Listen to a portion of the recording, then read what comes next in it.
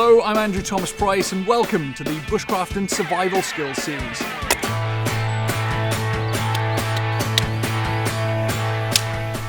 In this episode, I'll be looking at the practical and safe use of a bushcraft knife.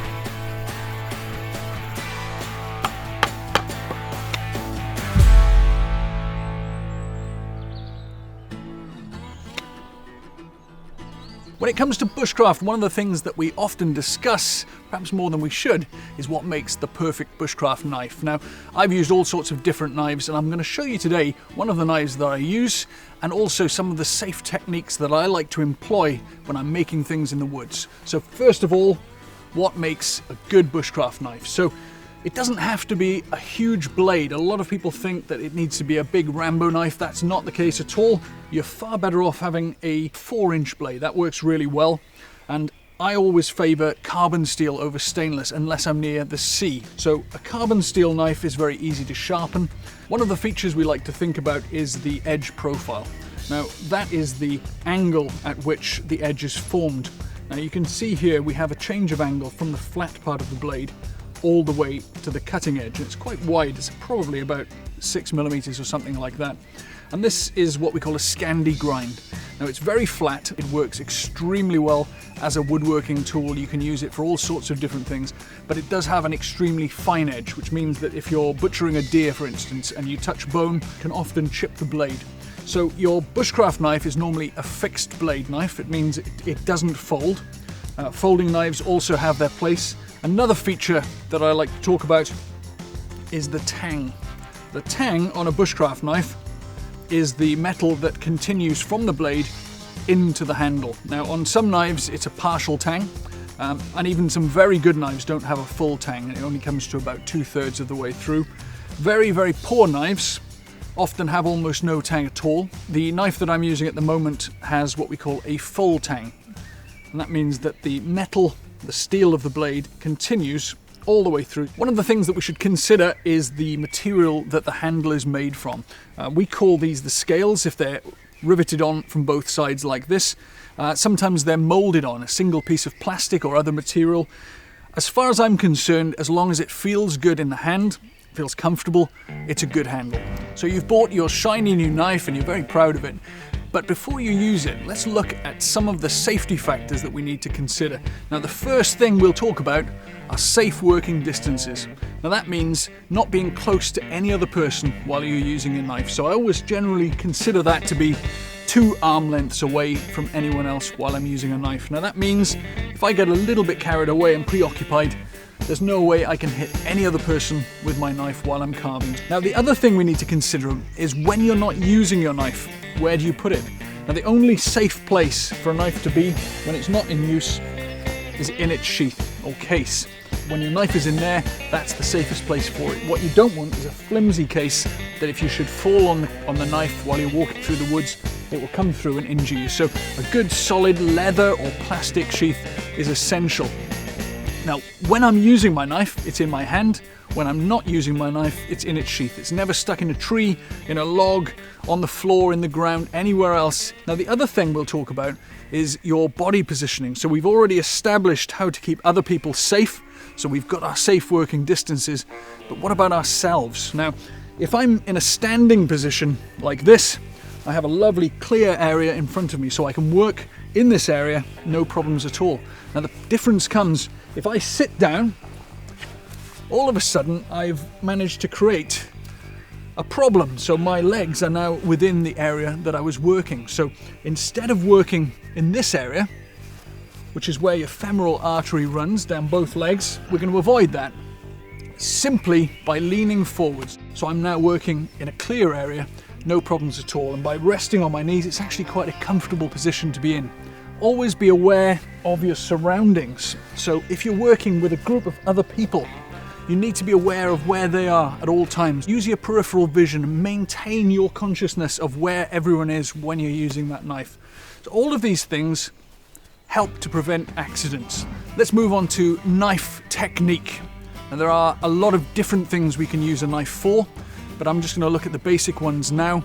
And the best way that I've found to learn those basic skills is by making a tri-stick.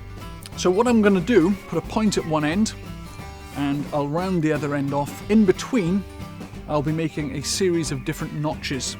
So I'll start that now, and I think we'll start with making a point. So starting in a good comfortable position, nice clear area, and I'm consciously aware of everyone around me. I want you to take your knife out, and I'm right-handed, so I'll hold the knife in my right hand in a solid fist grip so that I have a lot of contact between the palm of my hand and my fingers and my thumb very securely wrapped around the handle of the knife. So I'll just start by making a point. I'm beginning my cut approximately 5 centimeters back from the end of the stick. All the force comes from my left arm, so my right arm is locked out and I'm pulling back like this, and each time I pull I'm removing a specific amount of wood. Now if you find this too easy and you're taking thin shavings, just tilt the blade slightly more so that you're taking thicker pieces. Now that's one way of achieving the point. An alternative technique that you can use is what I call the chicken dance or chest lever technique. So you take the piece of wood that you're carving and you take the knife with the blade, this time facing back towards you, by lifting your elbows really high, twisting so that you can put your fists up against your chest. You find yourself in this position with the blade and the piece of wood that you're working crossed. Now it really needs to be quite close, but what this allows you to do is to employ your back and shoulder muscles in order to take very, very powerful cuts. So if you have a lot of material to remove in a very short time, you can employ this particular technique and it works extremely well. That's a point, so whether you're making a tent peg or a vampire steak, that's how you'll do it. So I'm now going to sit down and show you another possible method of peeling the bark. So what I do is take the knife and I put it just beneath my kneecap. So put the back of the blade just where the handle meets, right in just below your kneecap. And now what we can do is to pull the material that we're working towards the cutting edge of the blade, so that we're taking fine shavings as we go along. Now, I use this same technique for making feather sticks, which I'll show you in a moment.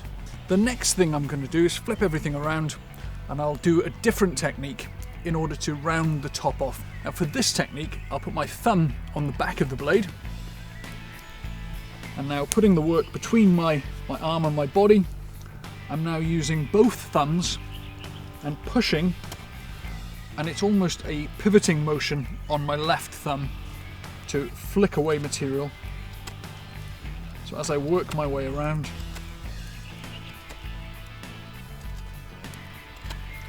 and we just rotate the material until we've got to the rounded surface that we need. This is a technique I like to use when I'm forming the rounded tip of the bow drill, or if I'm making a tent peg, I round the top of it off. There are a million possible uses for this technique. Okay, so there's a rounded top here. Now the next thing I'm going to start doing is a technique called battoning. So I'm going to hit the back of my blade with a heavy piece of wood in order to split another piece of wood. So here we go, give it a few good whacks.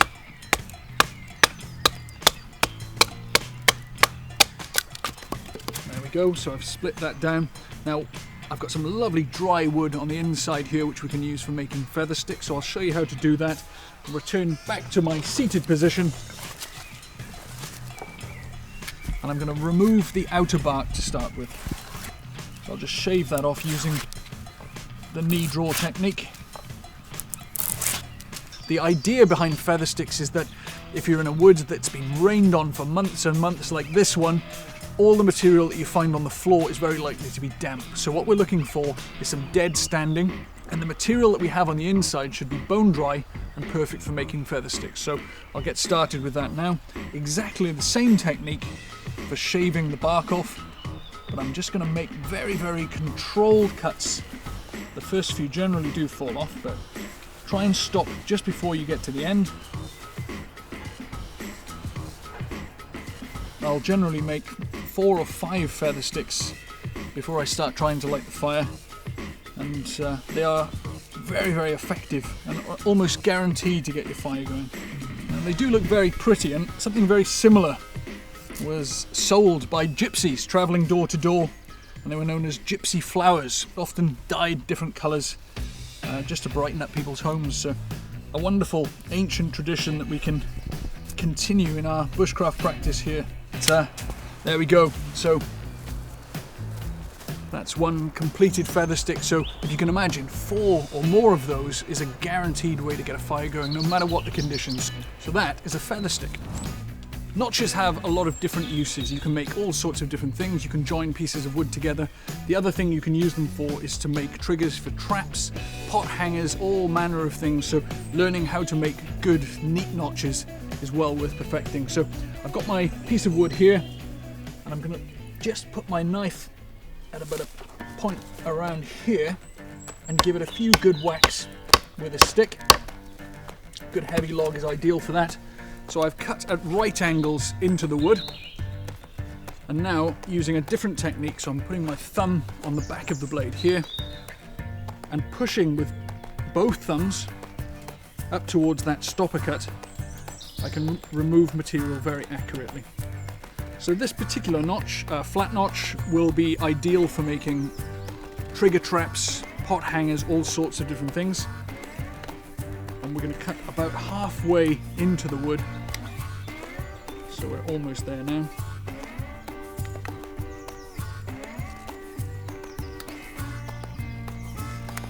So that's the flat notch completed. The next notch is called the parrot beak notch. At least that's what I call it.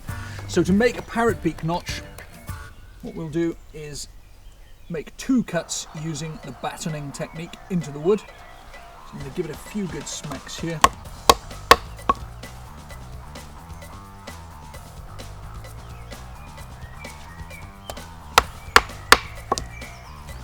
So I've made a cross into the wood there. Now I'll remove the lower part of the cross, leaving the upper part as the beak.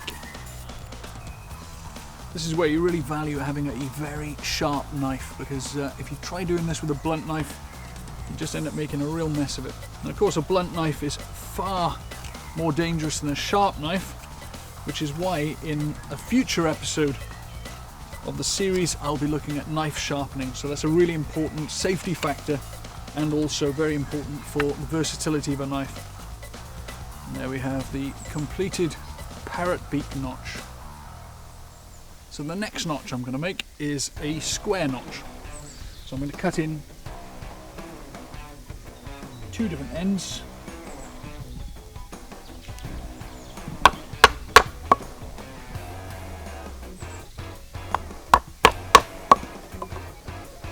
So we now have 2 stopper cuts. We have the first stopper cut here, the second stopper cut here, and I'm going to cut in from the central point towards each stopper cut. So it's almost the same as the flat notch, but working in 2 different directions.